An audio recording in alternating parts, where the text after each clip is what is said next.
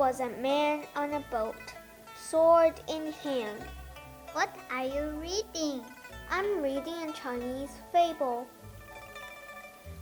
Oh, which fable? Marking on the side of the boat where the sword was brought. Oh, I've read the fable too.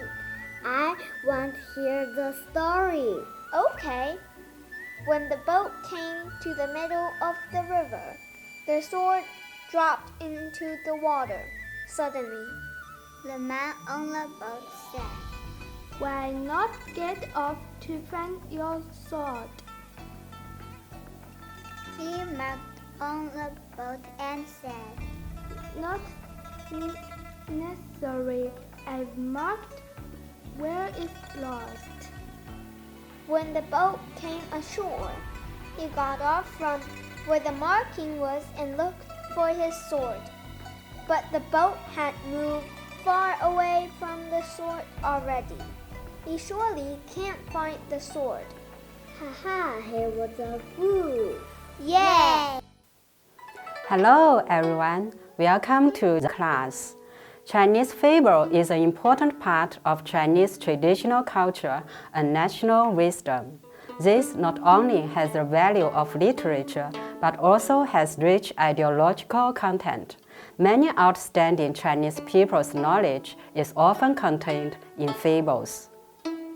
If we cannot understand Chinese fables, we cannot fully understand Chinese literature, nor can we fully understand the essence of Chinese people's thinking. It can be said that every story opens a window to us. From here, we can see a new world.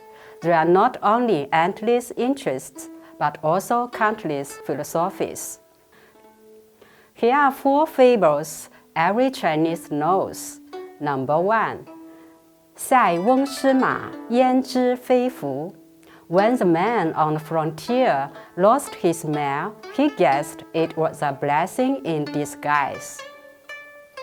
Once upon a time, there lived an old man on the northern frontier of China. One day, his horse disappeared. His neighbors came to comfort him, but the old man was not upset at all, saying the loss might turn out to be a good thing, and he was right. A few months later, his horse came back with another horse that was even better. His neighbors came to congratulate him on his gain. Once again, the old man viewed the event differently. He said this good luck might turn out to be misfortune in the end. Strangely, he was right again. A few days later, his son fell from the new horse and broke his leg. Fortunately, since his son was lame after that accident, he was not chosen to be a soldier to fight in the following war, so that he lived with family safely. Nowadays, people use the old man on the frontier lost his horse to comfort those who have some misfortune. It implies bad luck sometimes turned out to be good luck, and good luck can sometimes be bad. Number 2. 叶公好龙, Lord Ye's love of dragons. In the spring and autumn period, there lived in Chu a person named Shen Zhuliang, who addressed himself as Lord Ye. It's said that this Lord Ye was very fond of dragons. The walls had dragons painted on them. The beams and pillars and doors and the windows were all carved with them. As a result, his love for dragons was spread out. When the real dragon in the heaven heard of this Lord Ye, he was deeply moved. He decided to visit Lord Ye to thank him. You might think Lord Ye would have been very happy to see a real dragon, but in fact, at the sight of the creature, he was scared out of his wits and ran away as fast as he could. From then on, people knew that Lord Ye only loved pictures or carvings which look like dragons, not the real thing. Figuratively, it has been a satire on inconsistency of deeds and words. Number 3, 自相矛盾, to penetrate one's shield with one's own spear. A man of the state of Chu had a spear and a shield for sale. He was loud in praises of his shield.